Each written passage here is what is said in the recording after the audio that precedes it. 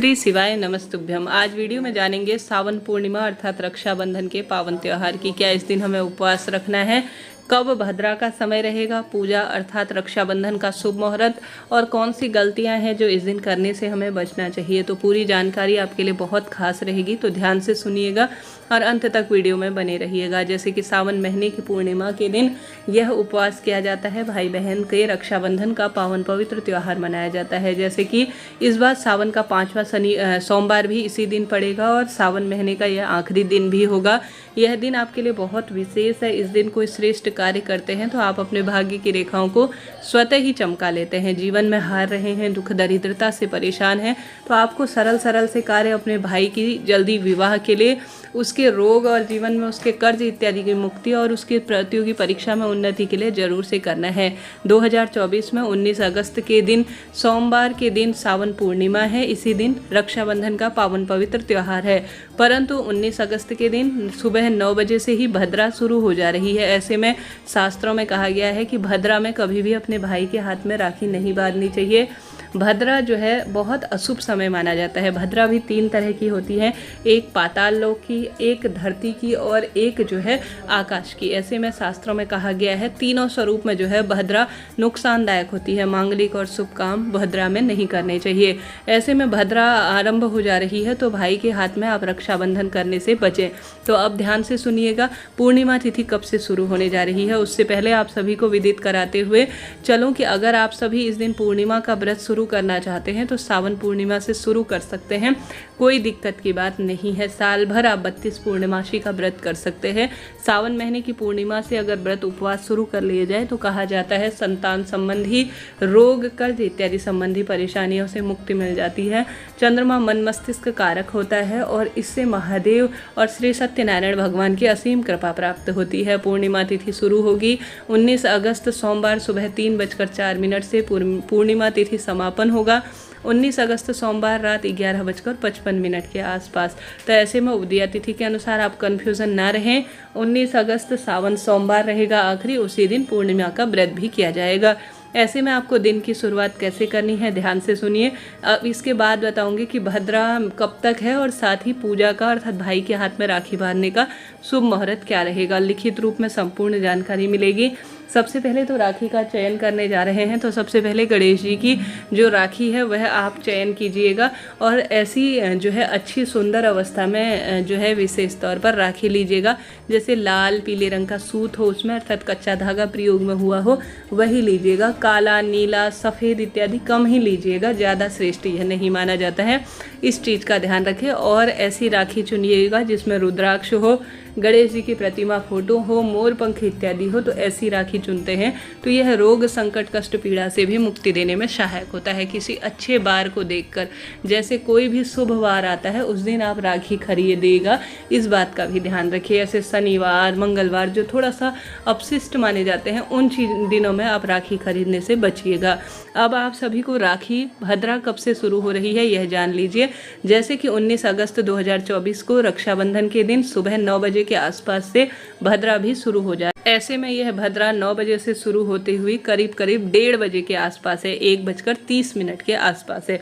तो इस समय तो हमें राखी बांधनी ही नहीं है, परंतु शुभ समय जो है 1:30 बजे बाद ही शुरू हो रहा है। 19 अगस्त 2024 सोमवार को 1:30 से 9:08 के आसपास रक्षाबंधन का शुभ मुहूर्त हो रहा है। ऐसे में दोपहर के समय जो समय निकल कर आ रहा है, जैसा मैंने बताया 1:30 बजे से लेकर 9 बजे के आसपास है, यह शुभ समय है। दोपहर में एक श्रेष्ठ समय बन रहा है जिस समय आप अपने भाई के राखी बांधती हैं तो बहुत लाभ होता है। यह समय है 1:45 से 4:20 के आसपास। यह बहुत श्रेष्ठ समय हो रहा है, पंचांग में देखा और उसी से लिखकर बताया गया समय है। यह 2 घंटे 37 मिनट की अवधि श्रेष्ठ समय के रूप में हो रही है। शाम को प्रदोष काल में भी आप जो है रक्षाबंधन कर सकती हैं। तो प्रदोष काल का समय 6:56 से रात 9:08 के आसपास भी हो रहा है। कई लोग जो है दोपहर में अर्थात राखी बांधना प्रदोष काल तक ही शुभ मानते हैं। उसके बाद राखी, कई घरों में ऐसी मान्यता है कि रात्रि को नहीं बांधनी चाहिए। तो आप अपने क्षेत्र अनुसार कार्य कीजिएगा। मैंने तो शुभ मुहूर्त जो पंचांग में लिखित है बता दिया है, आप इसमें श्रेष्ठ समय चुनिए और अपने भाई के हाथ में राखी बांधिए। अब आपको कौन सी बातें ध्यान रखनी है? सबसे पहले पूजा की थाली तैयार करें तो साफ स्वच्छ हो। नारियल का चुनाव करें, ध्यान रहे नारियल जो है पूर्ण रूप से अच्छी अवस्था वाला लीजिएगा। अच्छा नहीं माना जाता अगर नारियल अंदर से खराब निकला है, साफ स्वच्छ अवस्था में हो, इस बात का ध्यान रखिएगा। पूजा की थाली में घी का दीपक अच्छी तरह से गोल बत्ती का घी से भर लीजिएगा। आधे अधूरे में ध्यान रहे जो दीपक है वह बुझना नहीं चाहिए। साथ ही पूजा की थाली में मिठाई रख लीजिए और रोली, चंदन, मौली, अक्षत जो है अच्छी अवस्था में, परिपूर्ण अवस्था में रख लीजिए। ठीक है, यह सबसे पहले आपको अपने घर के विराजमान मंदिर में या महादेव के मंदिर में जाकर महादेव को या गणेश जी महाराज को या भगवान श्री कृष्ण को या जिन्हें भी आप अपने इष्ट देवता के रूप में, अपने भाई के स्वरूप में मानते हैं, सबसे पहले उनके रोली, चंदन, मौली, अक्षत समर्पित करें, उनके निमित्त दीप लगाएं और उन पर विशेष तौर पर यह जो है राखी समर्पित करें। उसके बाद घर के दरवाजे पर जो है आपको स्वास्तिक बनाना चाहिए। इसके पश्चात जो है आपको अपने भाई को पूर्व या उत्तर दिशा की ओर मुख करते हुए बैठाना चाहिए। भाई के हाथ में हमेशा दाहिने हाथ में आपको राखी बांधनी चाहिए। भाभी के हाथ में अर्थात लड़कियों को हमेशा बाएं हाथ में रक्षा सूत्र बांधना चाहिए।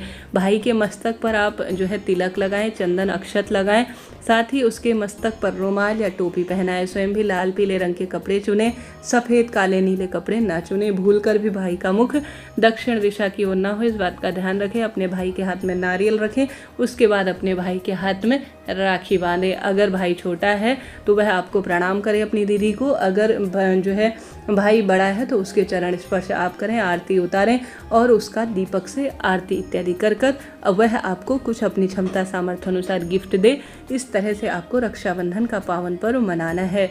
इस दिन आप सभी को बहुत श्रेष्ठतम स्वरूप से कुछ कार्य जरूर से करने हैं। जैसे कि सबसे पहला कार्य तो आप महादेव और गणेश जी महाराज के समक्ष प्रार्थना करें कि हे प्रभु मुझे उत्तम काया दें, निरोगी वर दें, आप मेरे भाई स्वरूप हैं, आप हमेशा मेरे परिवार का रक्षण करें, ऐसी प्रार्थना कर दें। और साथ ही घर के दरवाजे पर भी आप सभी को स्वास्तिक बनाना चाहिए, वहाँ पर भी आपको थोड़ा सा एक सगुन की राखी रखनी चाहिए। हमारा घर जो है हमारी हर स्वरूप से रक्षा करता है, आप जानते होंगे प्राचीनतम समय में कही गई यह बातें हैं। स्वास्तिक घर के दरवाजे पर जरूर से बनाएं। सावन पूर्णिमा का दिन है, सोमवार का दिन है, तो इस दिन व्रत का उद्यापन भी आप करें, परंतु व्रत का उद्यापन 1:30 बजे बाद ही किया जाएगा क्योंकि शाम के समय भद्रा है। इन चीज़ों को नोट करते हुए चलिएगा। साथ ही गुरुजी कहते हैं अपने मायके से कभी भी यह 3 चीज़ें कभी ना लाएं। एक तो छन्नी, जो आटा छानने की छन्नी होती है ना, वह अपने भाई के यहाँ से कभी ना लाएं। कई बार लालच में हमारे क्षेत्र में अच्छी छन्नी मिलती है, यहाँ से ले चलें। किसी भी स्वरूप में आर पार दिखने वाली जो छन्नी इत्यादि होती है यह ना लाएं। गुरुजी कहते हैं अपने मायके से कभी नुकीला चाकू, छुरी और साथ ही अभी अपने मायके से कभी भी जो है जो सुई, छुरी इत्यादि लाने से अर्थात चाकू, दराती इत्यादि लाने से बचें। रक्षाबंधन का शुभ दिन है, श्रेष्ठ दिन है, अच्छी अच्छी शुभ चीज़ें लेकर आएँ। इस दिन सफ़ेद नीले कपड़े भी अपने भाई के यहाँ से लाने से बचें, अच्छी अच्छी शुभ चीज़ें लाने से बचें। इस चीज़ का आप ध्यान रखिएगा। बहुत कही सुनी है बातें हैं परंतु यह श्रेष्ठ कही गई है। साथ ही इस दिन जूते चप्पल भी अपने भाई के यहाँ से आप लाने से बचें, यह भी अशुभता के स्वरूप में जानी जाती है। मायके से कोई भी माँ बहन इन चीज़ों को अपनी बहन बेटियों को ना दें। साथ ही गुरुजी कहते हैं अचार भी जो है श्रेष्ठ नहीं माना जाता है रक्षाबंधन के दिन अपने भाई के यहाँ से लाने से। गुरुजी ने कहा है अपनी बेटी को जब भी विदा करें इन चीज़ों को देने से आपको बचना चाहिए। बहन बेटियों को शुभ चीज़ें देनी चाहिए जिससे कि उनके सौभाग्य में वृद्धि हो, उनके परिवार से रोग संकट पीड़ा का निदान हो। इस तरह से आपको यह कार्य करने हैं। साथ ही आप सभी को सावन पूर्णिमा का दिन है तो इस दिन श्रेष्ठतम स्वरूप में आपको विशेष तौर पर जैसे कि आपको सोमवार के व्रत का पारण जो है अर्थात उद्यापन शाम के समय करना चाहिए। हालांकि मैंने दूसरे चैनल पर बताया है कैसे आपको अपने सोमवार व्रत का उद्यापन करना चाहिए। इस दिन उपाय के रूप में जैसे अपने भाई के लिए आप उपाय कर सकते हैं। गुरुजी कहते हैं सावन पूर्णिमा का दिन है, भाई की नौकरी लग जाए, स्वास्थ्य संबंधी परेशानियों से मुक्ति हो, उसके रोग कर्ज इत्यादि मिट जाए, ऐसी प्रार्थना करते हुए चंद्रमौली भगवान का नाम लेकर एक जल का लोटा अपने पितरों का स्मरण कर घर के मटके से भर लीजिए। एक गोल बत्ती का घी का दीपक अपनी पूजा की थाली में रख लीजिए। बेल पत्र नया ले सकते हैं या शिवलिंग पर चढ़ा हुआ भी ले सकते हैं।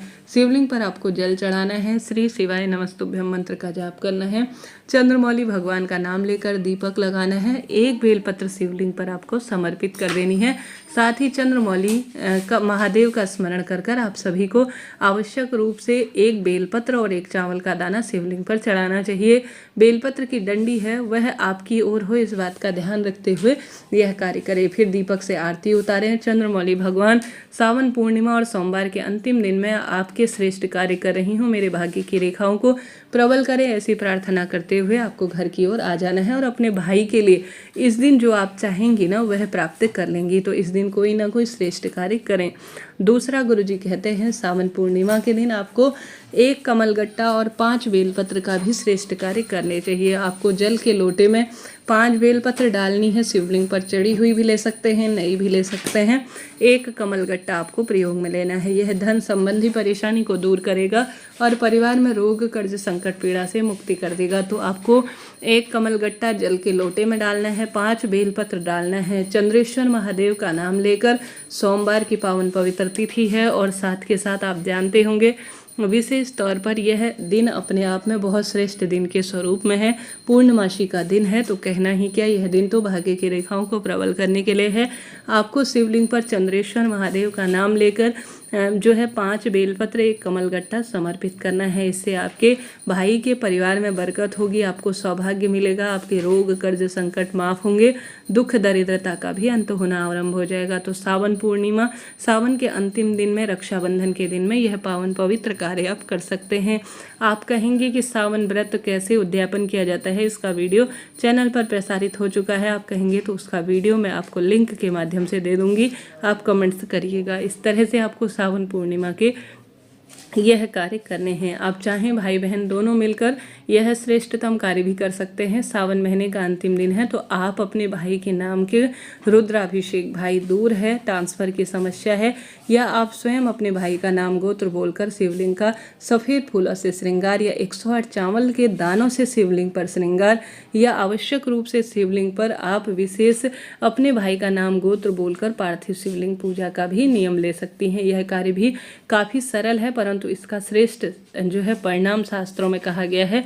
अगर इसे आप सावन पूर्णिमा के दिन कर लेते हैं तो भी अद्भुत फलों की प्राप्ति होती है। तो सावन का अंतिम दिन है, भाग्य की रेखाओं को चमकाने के लिए, दुर्भाग्य दूर करने के लिए, संकट, कष्ट, पीड़ा से मुक्ति के लिए सावन सोमवार के अंतिम दिन में, सावन पूर्णिमा के दिन, रक्षाबंधन के दिन यह कार्य ज़्यादा से ज़्यादा करें। शाम के समय जब चंद्र देवता उदित हो तब चंद्र देवता को अर्घ दें।